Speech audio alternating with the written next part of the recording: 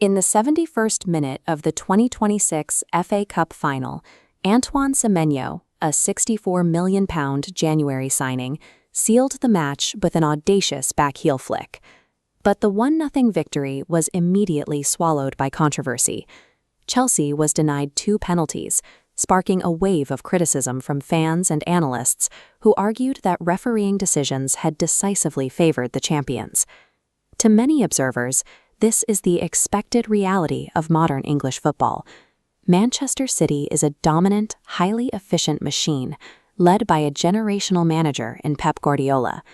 However, a different narrative exists among rival fans. To them, every modern trophy comes with an unspoken caveat, overshadowed by a long history of accusations regarding the club's path to success. The list of accusations ranges from specific financial maneuvers to the systematic recruitment of youth talent and a series of high-stakes officiating decisions. The club's continued dominance is seen as the result of a multi-layered operational playbook designed to leverage advantages at every level of the sport. The first pillar of this playbook is built in the boardroom. Between 2009 and 2018, the Premier League alleges the club committed at least 115 and potentially up to 130 breaches of financial regulations. This flowchart illustrates the disguised funding allegations.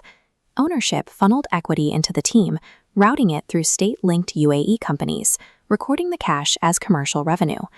Reporting these inflated figures allowed massive spending on transfers, while appearing to comply with profitability and sustainability rules.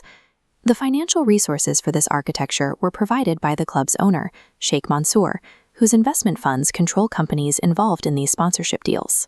This financial architecture allowed the club to assemble a squad valuation that exceeded its reported commercial reality, creating a competitive gap that would take rivals years of investment to approach. The second pillar shifts from the boardroom to the courtroom.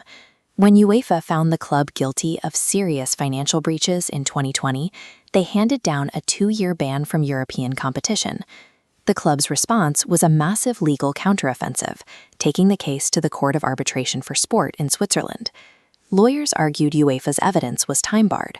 Because of a 5-year statute of limitations, the infractions occurred too far in the past to be prosecuted.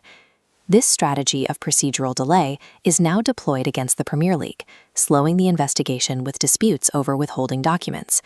This courtroom strategy relies on outlasting regulatory bodies, demonstrating that financial rules are often vulnerable to well-resourced legal attrition. The third pillar of the playbook extends to the pitch itself, beginning with how the club secures its future talent. In 2017, the Premier League banned the club from signing academy players for 2 years, after an investigation found they had illegally tapped up players as young as 11, offering prohibited inducements to their families. On the senior pitch, this advantage is reinforced by a pattern of refereeing decisions in high-stakes matches that frequently break in the club's favor. During a critical 2022 match against Everton, Rodri clearly handled the ball in his own penalty area, but VAR officials declined to award a penalty. 2 years later at Anfield, Jeremy Doku's high, reckless challenge in the box went unpunished, despite a VAR review. In a league where titles are won and lost by a single point, these unpunished infractions at Goodison Park and Anfield represent a significant tilting of the scales in the club's favor. This multi-year delay strategy stands in contrast to the swift points deductions handed to clubs like Everton and Nottingham Forest, who were sanctioned within the same season for their own financial breaches. If the 115 charges are eventually dismissed on legal technicalities, the Premier League faces a crisis of authority over its ability to enforce its own rules.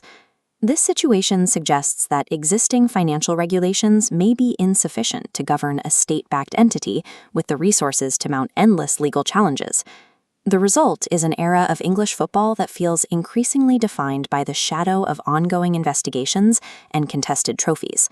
The long-term effect of the City playbook is a shift in where the most decisive battles are fought, not just on the pitch, but in legal depositions and financial audits that threaten to overshadow the results of the games themselves.